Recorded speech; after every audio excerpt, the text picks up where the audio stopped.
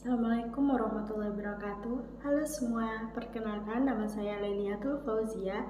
Sini saya akan mempresentasikan buku pengantar studi Islam yang dibuat oleh para beliau. Dan di sini saya akan menjalankan tugas dari dosen pengampu saya yang terhormat Bapak Amang Fathur Rahman, SPDI, MPDI. Jangan lupa like, comment, and subscribe ya. Karena video ini setiap perbabnya akan dibuatkan video terpisah.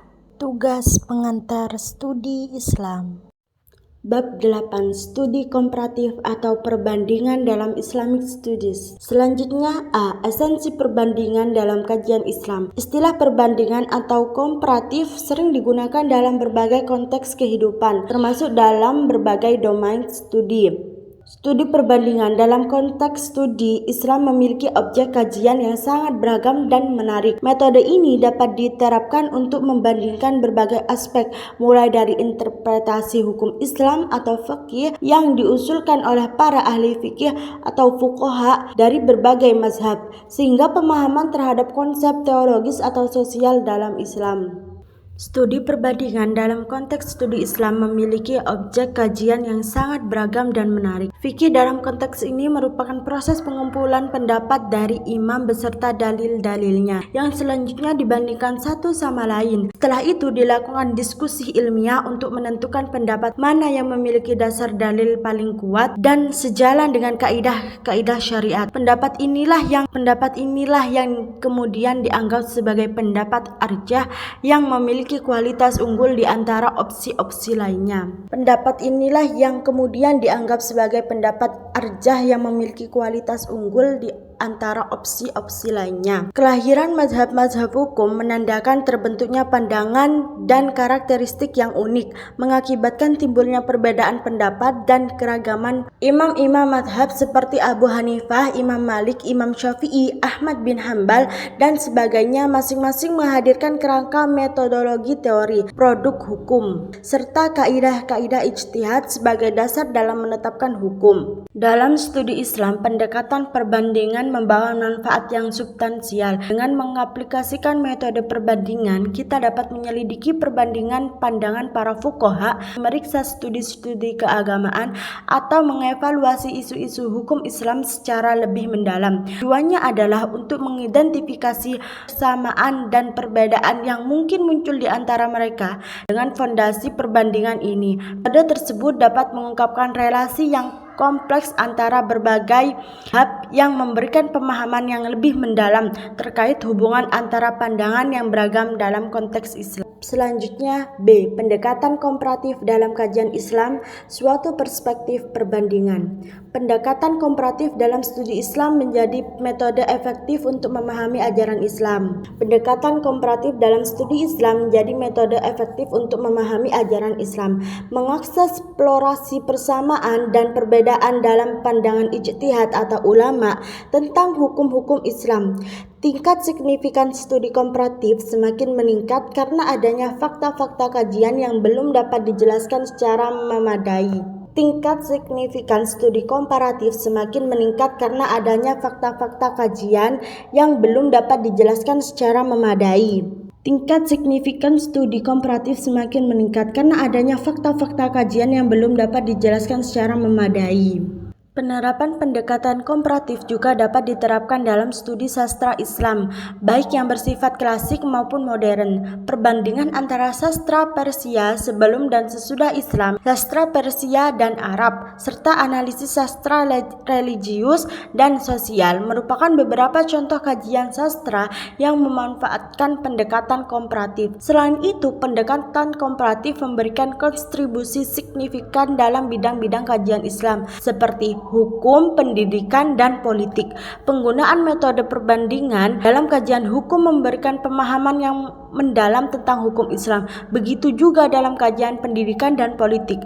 Pendekatan komparatif memungkinkan perbandingan yang lebih baik untuk memahami perbedaan dan persamaan dalam praktik-praktik tersebut. Selanjutnya C. Penerapan pendekatan komparatif dalam warisan pengetahuan ilmiah Muslim. Penerapan pendekatan komparatif dalam warisan pengetahuan ilmiah Muslim memiliki dampak signifikan dalam memahami dan menghargai kontribusi yang telah diberikan oleh ilmuwan Muslim selama berabad-abad. Pendekatan komparatif memungkinkan kita untuk memahami bagaimana pemikiran ilmiah Muslim berbeda-beda dan sejalan dengan perkembangan ilmiah di dunia barat pada masa yang hampir bersamaan. Sementara ilmuwan Muslim mengembangkan konsep-konsep seperti mode ilmiah dan eksperimen, ilmuwan barat juga melakukan langkah serupa. Penelitian yang membandingkan pandangan dan metodologi antara ilmuwan Muslim dan barat membantu menggambarkan keberagaman warisan ilmiah dan memahami cara berpikir masing-masing.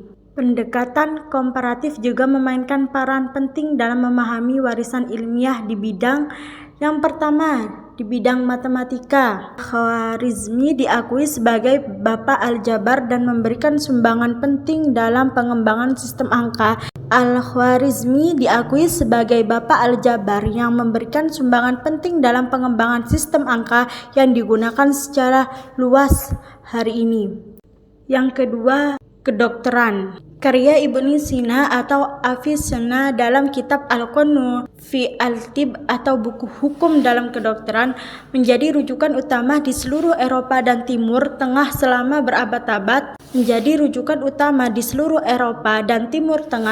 berabad-abad. Studi perbandingan ini membantu menyoroti peran ilmuwan Muslim dalam pengembangan konsep-konsep kedokteran dan pengobatan. Yang ketiga, konteks filsafat. Karya-karya ilmuwan Muslim seperti Ibnu Rushd atau Averroes memainkan peran penting dalam menggali filsafat Yunani klasik, terutama karya Aristoteles.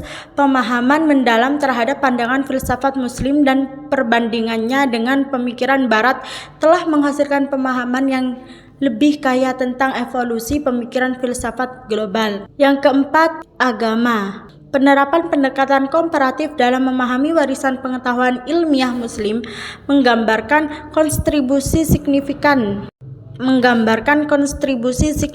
yang telah dibuat oleh sarjana Islam. Selanjutnya D. Tantangan dan peluang pendekatan komparatif dalam kajian Islam. Pendekatan komparatif dalam kajian Islam telah membawa tantangan dan peluang yang signifikan bagi ilmuwan dan peneliti. Adanya tantangan sebagai berikut. Yang nomor 1, konteks kultural dan historis. Salah satu tantangan utama adalah memahami konteks kultural dan historis yang melingkupi pemahaman agama Islam. Islam sebagai agama yang tersebar luas menghadapi variasi dalam praktik keagamaan dan interpretasi ajaran. Pendekatan komparatif harus mempertimbangkan keberagaman ini tanpa menggeneralisasi atau mengabaikan konteks spesifik. Yang kedua, bahasa dan terjemahan. Bahasa Arab sebagai bahasa utama Al-Quran dan sumber-sumber Islam menjadi hambatan utama. Terjemahan tidak selalu mampu menggambarkan kedalaman makna asli, sehingga pembanding perlu memiliki pemahaman mendalam terhadap bahasa Arab untuk menghindari kesalahan interpretasi.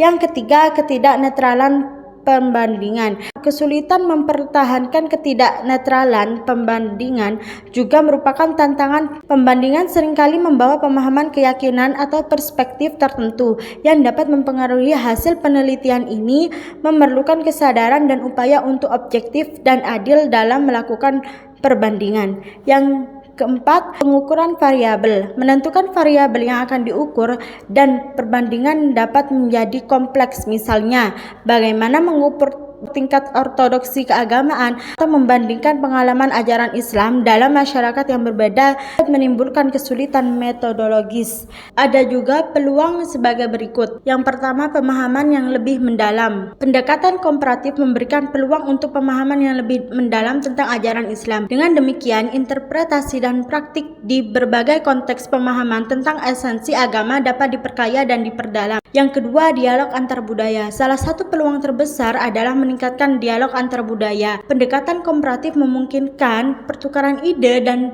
pandangan antara masyarakat muslim dan non-muslim, membuka jalan untuk pemahaman yang lebih baik dan mengurangi stereotip yang mungkin ada. Yang ketiga, relevansi dalam konteks modern. Dalam menghadapi realitas kontemporer, pendekatan komparatif memungkinkan pemahaman yang lebih baik tentang relevansi ajaran Islam dalam masyarakat modern. Hal ini termasuk pemahaman tentang bagaimana nilai-nilai Islam dapat berkontribusi pada pembangunan sosial, politik, dan ekonomi. Yang keempat, pemahaman terhadap keragaman mazhab. Dalam bidang hukum Islam, pendekatan komparatif memberikan peluang untuk memahami keragaman mazhab dengan lebih baik. Melalui perbandingan antar mazhab, ilmuwan dapat mengidentifikasikan persamaan dan perbedaan dalam pandangan hukum Islam. Yang kelima, kontribusi pada pengembangan ilmu. Penerapan pendekatan komparatif memberikan kontribusi pada pengembangan ilmu keislaman. Melalui penelitian komparatif, ilmuwan dapat mengidentifikasi tren, pola, dan dinamika yang mungkin tidak terlihat jika hanya menggunakan satu pendekatan. Yang keenam, pengembangan metodologi. Pendekatan komparatif dapat menjadi pangkal untuk pengembangan metodologi baru dalam kajian Islam. Ini termasuk pengembangan alat ukur yang lebih baik, pendekatan analisis yang inovatif, dan penerapan teknologi. Terima kasih sudah mendengarkan materi mulai awal sampai akhir. Semoga kalian semua mendapatkan ilmu yang barokah dan juga bermanfaat. Jangan lupa ya, like, comment, and subscribe ya. Assalamualaikum warahmatullahi wabarakatuh.